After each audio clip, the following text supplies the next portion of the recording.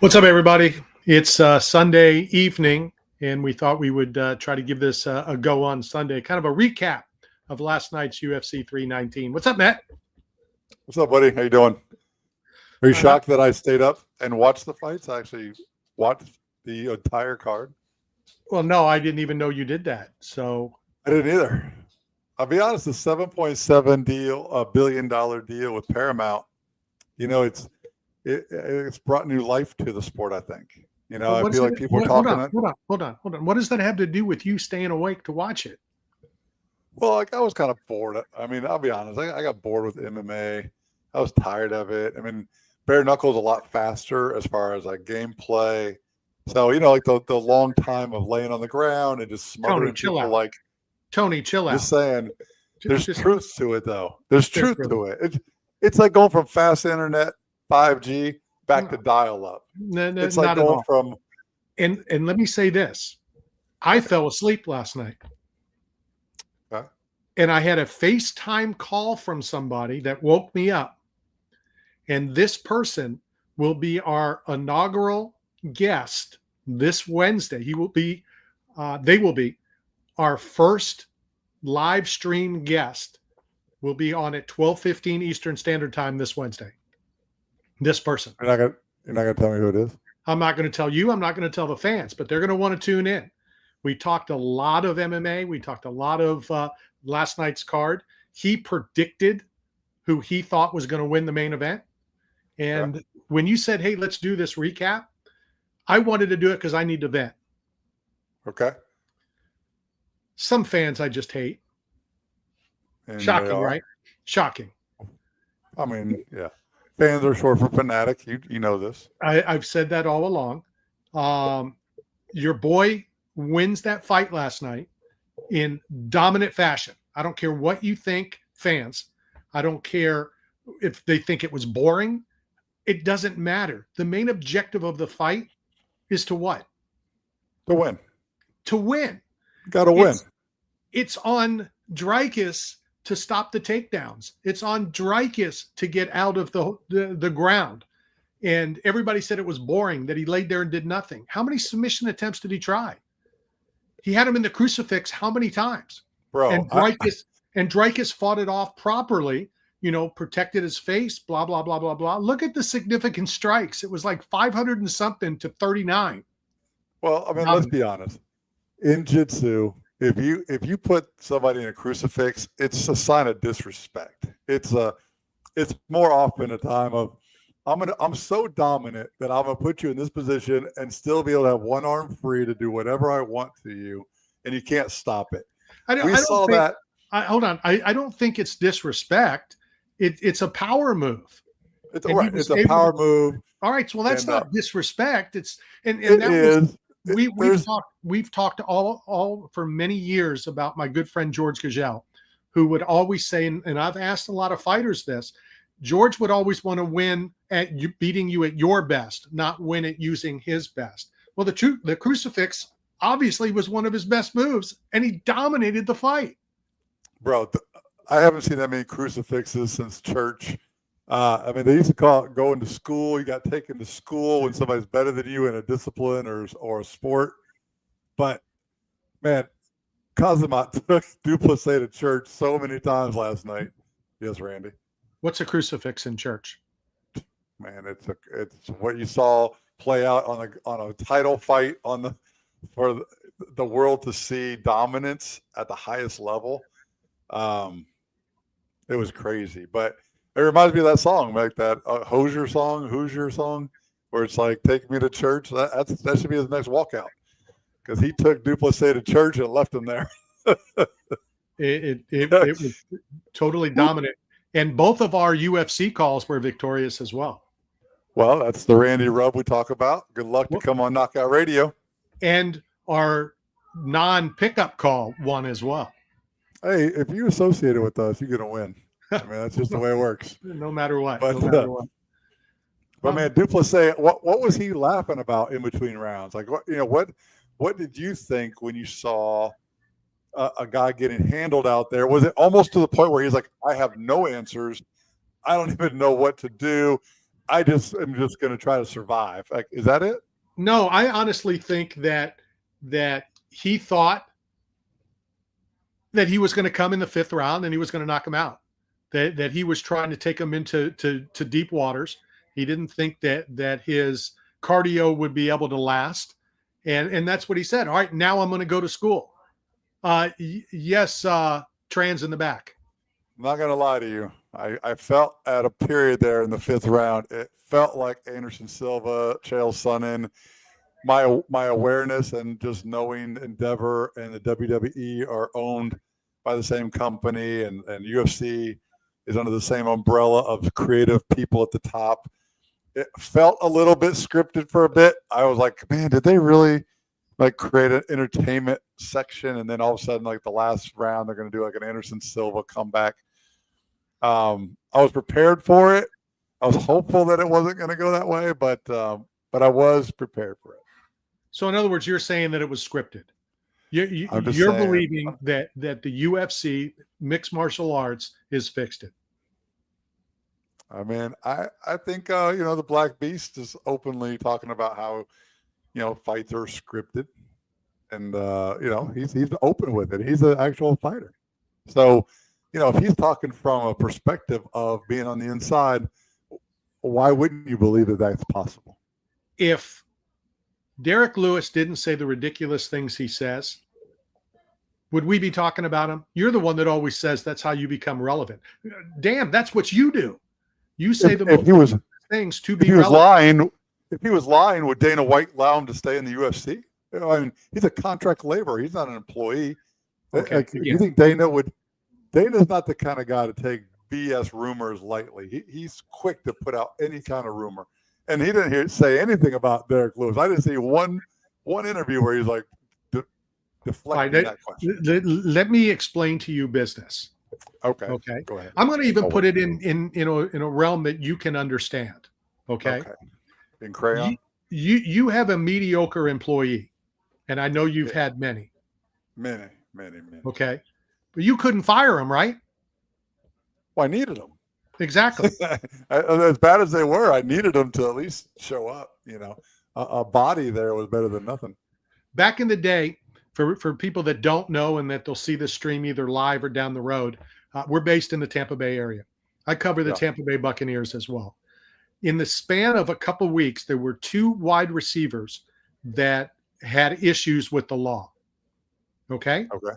Sure. Similar, one had a DUI and the other fell asleep at a red light. Pretty similar, right? Okay. Right? Possibly. One got cut and the other played on Sunday. Okay? If Derek Lewis was 2-9 and made those comments, do you think he'd still work for the UFC? No. If Derek Lewis has the most knockouts in UFC heavyweight history, can he make those comments? Yeah.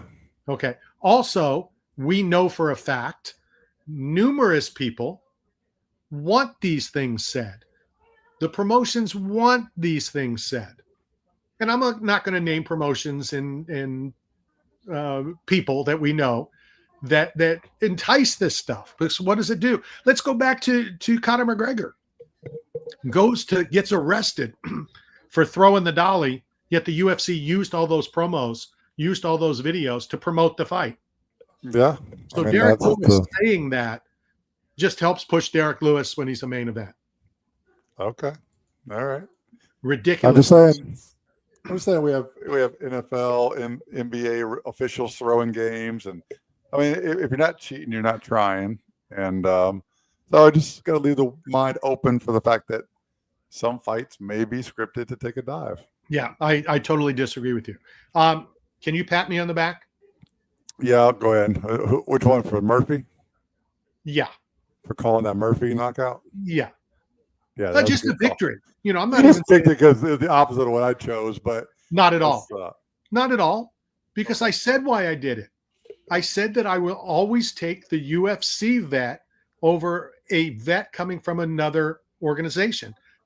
Pico is a stud. He's an absolute stud. But every time I go with the new guy, and it goes back to, and it'll come to me in a minute, one of the Diaz brothers guys. I was sure that he was gonna come in and take over. I went with the UFC vet, and dude looked pretty good. How about two fighters asking for not only the bonus but the next fight? And within seconds, Joe Rogan gets it in his ear. You got the bonus. You're fighting in Rio. Hey, how about we go to Rio? You want to go to Rio? Yeah. That's my home country. I actually got my Brazilian soccer shirt on today, my goalie shirt. So feeling good. I liked the card. I enjoyed it. I thought the fights were very good, very entertaining. The UFC now, at least this week, I know they're out of town. I think they're back out in Dubai, but it'll be a couple weeks, and then before you know it, they're going to be back in Las Vegas, where we're going to have 4 or 5 events to cover in the week. I'm looking forward to it. But give me all in all your take from last night. Well, for me personally, I got to watch the fights as a fan, even though I was watching the commissioners, I was watching the people around the ring, and I was watching Sal, the judge, but I really tried to watch it as a fan, and I was playing poker. Dr. Davidson? Did you see Dr. Davidson? Of course, yeah, of course, I saw him. But I was sitting at a poker table with a bunch of my neighbors, and they're not into combat sports like us. You know, they're my age or older. They have kids, they have careers, and I was like, do you guys enjoy this? Are you guys excited about watching this sport? Does it inspire you to go and learn a discipline or join a martial art gym? And their answers were no, like they don't have any interest in going to do those actions. But they do enjoy watching it as a fan, and if it's on. And it was cool to get together and like play cards and hang out. You don't have to be a fan. If you see not one, but back-to-back spinning elbows for knockouts, come on. Come on. Great. You don't even have to be a fan of combat sports. You see that, and it's like, holy crap. And then it happens again. Yeah. Big ups to Tony for reminding us in the chat room about back-to-back spinning elbows. Yeah, and I loaded this video right here, Randy. I want to play it for you. This is Duplessis' walkout. And so this is what makes it hard for me to watch fights, just in general, because I'm always looking at things going on around. But here he is walking to the ring, all right? And an unorthodox way. They may look wrong. You learn to gain an appreciation for the differences in his game. They work against every style. He can take it out. He can strike with it. He really does have great cardio. He really does have everything. And that's why he's put together one of the all-time great middleweight championship reigns in the UFC's octagon. Yeah, he had some sort of blood reflection or restriction cuffling or something on his arm there. So my question to you, Randy, is do you consider that any kind of enhancement? I mean, what if it is for slowing down blood flow to the extremities, to create human growth hormone, to get nitrous oxide internally? It's the same principle that the Ultimate Warrior used in the WWF. Same thing that B3 Sciences does with the blood flow restriction cufflinks that I wear. But my curiosity was what that band was, and if that's a legal technique in your opinion. You know what? I'll find out. I'll call the head of the Nevada State Athletic Commission, Jeff Mullen, who happens to be a friend, and I'll ask him. I'll reach out to him. No, I get it. We've talked about it. We've talked about it. We've talked about those bead things that all the ball players wear. The pitchers are always wearing it. And what is and what isn't. Obviously, it was okay, or he wouldn't have done it. He had to have been seen with it, as well as if it was an issue. You don't think some of the media that was there last night, would have said something? I mean, but in the moment, things are happening so fast, and the build up, and things like that might not just become like an oversight. I might not even known that, paid attention to it. So, I got a video for you. I uploaded this one to the from our chat yesterday. So take a listen to this one. Asakura, United States versus Japan. Did we already have this war before? Did we have like a Pearl Harbor kind of thing go down with Japan before? Why you bring that up? It's not Kai's fault. I'm just saying, like America versus Japan, I'd go with America. America. But in the fight, who are you taking? You got number 11 versus number 15. I'll take whoever you don't. How's that? I'm gonna go with Tim Elliott because he did the show, and Yep. there's a good luck charm when you come and do Knockout Radio. So let's go Tim Elliott for the win. Both. There it is, Randy. I got the Tim Elliott call right. The Randy rub is real. Doing Knockout Radio turns out to be a good luck charm for a lot of our fighters. All right. I will never do what I did last night. What was that? Well, because now you're going to use that against me. I just went with, and I said it right there in the video, that I'll go whoever you don't pick. Obviously, well, that's why I was. Do what? Let's talk about Murphy, because I was like, oh, you picked Murphy because I went with the American. No, I would have gone with Murphy either way. And it has nothing to do with the American and the Brit. It goes with it, and I've told and I've already explained to you why I went that way. But I'm not going to do that anymore. You do that crap. You always go opposite me because you think it's good radio. And then now you're going to hold that against me. Knowing you're going to tell Tim Elliott, yeah, Randy picked against you. I didn't pick against him. I didn't pick against him. Not at all. I picked against you. We're gonna sit down and have a nice 3D printed steak and celebrate his victory. And but no, I won't use this against you. I mean, I did download it to my hard drive. It's saved forever on my computer. I'll probably replay it once an episode for the next 7 years. On your new radio show? What do you mean? I'm doing it with you. Well, no, we're a team, like you and I. Like you, yeah. All right. Anything else you want to you want to discuss about last night? Anything else that come up? Any fight that you can think about? I didn't really see anything out of the ordinary that was like, I didn't see any bad officiating. I didn't see any controversy, really. You didn't see any controversy. What about the fight that all the commentators said, it's time to get new judges? That someone I didn't hear that. Yeah, I believe it was it definitely was the female fight. Against Andrade? Andrade fight? I think it was before that. Let me pull it up real quick. No, so I didn't see all of it. There's some fights that I probably missed along the way. Yeah, you think? I think it was the Silva versus Barbosa fight. And it was, it was a decision, and everybody thought Barbosa won. Joe Rogan was like, "You got to be kidding me! Something needs to be done about the judges." Okay. Well, I'll have to go back and watch that fight. See what it was. What about your fight short? They're coming to the house off of a fresh Edson Barbosa victory, huh? A big fight for Close. Looked great. Fought, a seasoned veteran in Edson Barbosa, and he did everything that he said he was going to do on the show last week. I'm going to reach out and see if he'll do Victory Wednesday. If he'll come on, and we'll do some Victory Wednesday with him. But Tony said, I missed that fight. Was going back and forth between the Cowboys game and BK something last night with the UFC. How about this knucklehead? How about Eric in Denver? So he texts me and he asks me which shirt should he wear. Okay. The Knockout Radio shirt, you mean? Well, it was a Knockout Radio shirt. It was an 8-Man Strong shirt or another shirt. First of all, it's definitely one of those two. There is no third. There is no third. And honestly, as much as I love 8-Man Strong, it's a close second. Knockout Radio. Come on, Eric in Denver. Yeah, let me see if I can get this one loaded up here. Copy. Oops. It's the wrong button. I'm going to learn how to do this, Randy, and get all this stuff set up. We're going to kill it. It just takes time to learn, study. Most networks have their own video production team, so this is how come? Hold on, Chuckles. How come you have the video of you picking the right fight?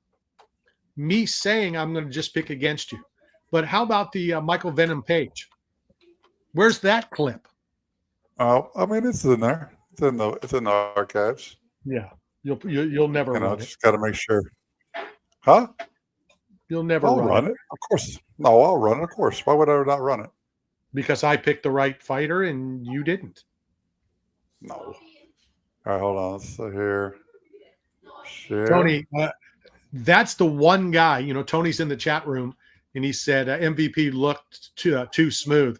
That's the one legit guy so far. Like I said, I've always gone with the vet, UFC vet, against the vet of somebody else. Page is unreal.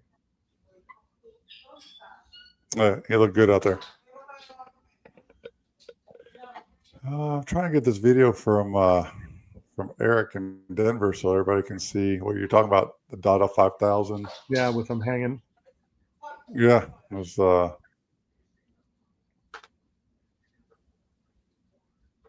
see, I don't know how this works, but oh well. I'll have to keep working on that editing skills. But like, if you were going to do a fight promotion, Randy, what city would you have it in? Like, what do you think is the fight city, fight capital? Denver, obviously the UFC started there. BKB was there just last night. Vegas, obviously, Atlantic City, Tampa, Miami. What's your honestly, there's only two places. If you could go anywhere in the United States, it's Las Vegas or it's Madison Square Garden. I mean, they're the two. And it's for numerous reasons. It's not, they both are fight towns. There's so many other things. People will fly in, people will spend money to go to. I mean, let's be honest. Would you go to Las Vegas or would you go to Denver for a big fight? Yeah. You'd think about it. It's kind of like when we always talk how I pick, what events I'm going to cover.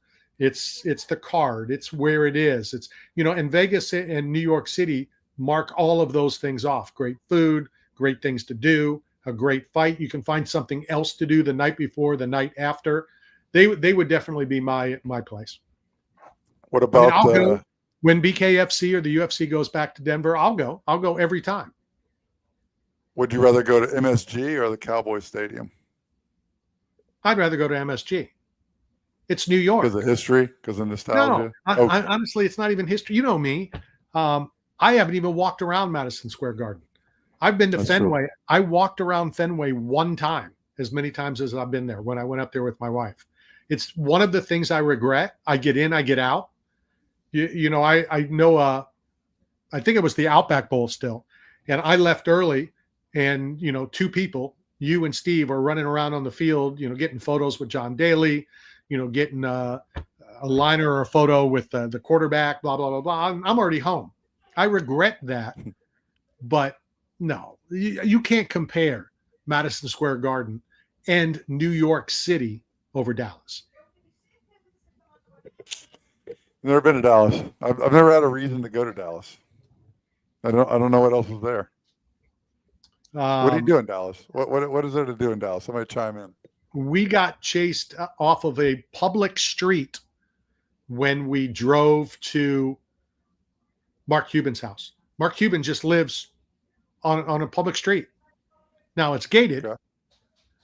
And when we drove by, he had security sitting in a golf cart in his driveway that kind of came out to the street. We're like, chill out, dude. Was it John Daly? Do you see John Daly in the new Happy Gilmore 2 movie? Let me answer Tony. Or why don't you answer Tony? Okay. He asked, am I going to UFC 320 or BKFC Newark? Oh, well, obviously UFC 320. Yeah. First of all, it's Newark. It's not New York City. And yeah, now I didn't know about the female championship bout. I mean, that I want to see. I won't be able to see it because I'll be in Vegas, but 320 is Dana White Contender Series on Tuesday, the radio broadcast from the Apex on Wednesday, the BJJ tournament on Thursday, Slap on Friday, and Saturday UFC 320. Yeah, it's a lot. It's a lot out there. And then Sunday, I'll be in Seattle covering the Bucks Seahawks. So, did your boy get cut? Number 28? Is he still on the team? Not yet. He's still on the team? He's Or no, he's yeah, still... no, he's still on it. They haven't made any cuts yet. They'll probably make cuts, probably this week, and then they'll do the final cuts next week. Do you think he makes it? Think he Sanders makes it to the team? Well, they took some hits last night. They have some injuries, so that's going to be a big determination. I think they'll attempt to put him on the practice squad if he doesn't make the team, and then does another team take him off the practice squad? Does he get favoritism because of his name? Is he going to get? No. There's no favoritism. Okay. No. So It's about winning. Somebody's name isn't going to help. Dion can't go out there and play for him, and with Dion's health right now, I'm not sure he could play anymore. So yeah, but he could sell jerseys and put. I mean, that's why I'm surprised. That's why Tebow. They could sell more jerseys for Tebow to put him in there. And look, you get Kazimat, and you get Tebow together as like a tag team, and you'll bring everybody to Jesus, because with the amount of crucifixes that Kazimat has to give out, and Tebow being the holy one, we can. That's a good tag team. The jerseys, bring everybody to church. Everybody going to church on Sunday. Jerseys don't do anything. All right, finally, let's just we'll look ahead real quickly for this weekend's UFC, and then obviously we'll talk more about it on Wednesday. But Johnny Walker in the main event, co-main event, Aljamain Sterling against Brian Ortega. Not bad. Yeah, T-City, right? Well, he's from Chicago. And then a bunch of names that you can't pronounce. That's the hardest part about this job, trying to pronounce names that there's too many like vowels, and words are hard and letters are even harder. All right. I think we did a pretty quick recap. Ran down last night's show. I'm going to reach out to Dreykus in the next couple of weeks, see if we can get him on. The advantage to having him on a couple times in the past, hopefully. And it's all good stuff. Anything in closing? Yeah. What's so our next fight is it a fight card, or is it a fight night, or is it a numbered? No, it's not a numbered. So it's August 23rd. Is in China. Well, I mean, it's numbered, but it's not a pay-per-view. It's a fight night 257. But it's over in Shanghai, right? At the indoor stadium. And yeah. Oh, that's cool. See, that would be a cool one to go to, Randy. Knockout Radio should have a budget to send us over there. Oh, Aljamain Sterling. Yeah. Yeah. It's going to be a good fight. I may talk to David and Daniel and maybe do the Rio one. That'd be cool. But again, it depends on, the card, not just the city. It depends on the card. It depends on the cost. There's a lot of things, a lot of factors that go into what events I cover. Tony's going to the Cowboys-Jets game. When is that? Do I? Oh, here we go, Randy. Check this out. So I'm going to load this here. So this guy right here, Mikel Pereira. He's a Brazilian. He's the one that does that like backflip or like the somersaults, and he does like these illegal strikes to a downed opponent. But because he's doing a somersault in midair, he's never been penalized for it. Like, what are your thoughts on his fighting style in regards to the rule sets? Hey, if there's rules, if it's not breaking the rule, there's like, I'm trying to get out of here and you keep bringing me back in. I guess there was some controversy in the Little League World Series, on, breaking rules, and there's a rule. Okay. If he's not breaking a rule, if he does a change, there's things about, players have to play or whatever. If they're not breaking a rule, that means it's legal. His move, if he's in the air, it makes it legal. There's no controversy. If Hazmat Climate Clock, how do you pronounce his name last night? Kazimat. That's not how you pronounce it. Hazamat. I don't know how you pronounce it. He did nothing wrong. He won the fight. He did what he does. What's funny is there was people back in the day who said the same thing about GSP. Boring fighter, took you down, held you down, won the fight. Right? Yeah. But everybody doesn't remember that. They all think, the greatest of all time, blah, blah, blah, blah, blah. Let him run off, some victories just by Do whatever it takes to win. Poke him in the eye twice, John Jones. Yeah, well, Gordon Ryan chimed in. He said that it's a dominant display of wrestling that is superior to Brazilian Jiu-Jitsu, and that practitioners are going to have to, adapt their style. They have to adapt. He doesn't need to change. Yeah, because the games continue to evolve. So that's big ups. All right. I'm got some stuff to get ready for. Quite a few people on the stream. Tony's in the chat room. And look at this. Look what I found you. I got you. There you go, Randy. There's a shout out to Eric Mariolo, the mayor of Knockout Radio. Yeah, but I can't tell what shirt he's wearing. See, it's from the side. So we don't know what he wore. He might have his title pulled. He's got to prove what he wore. Yeah, I don't see what it is. I can't really tell. So I'll reach out to him. All right, let's close. Good job. Right. I enjoyed it. Yeah, thanks. We're going to start doing something like once a day at a certain time, whether it's a tip, whether it's, David Vieira's tip or your tip or our tip or a tip of steak or whatever. But it's been fun, and we'll probably jump on sometime tomorrow as well. All right. See you guys tomorrow. See everybody tomorrow. See you. Later.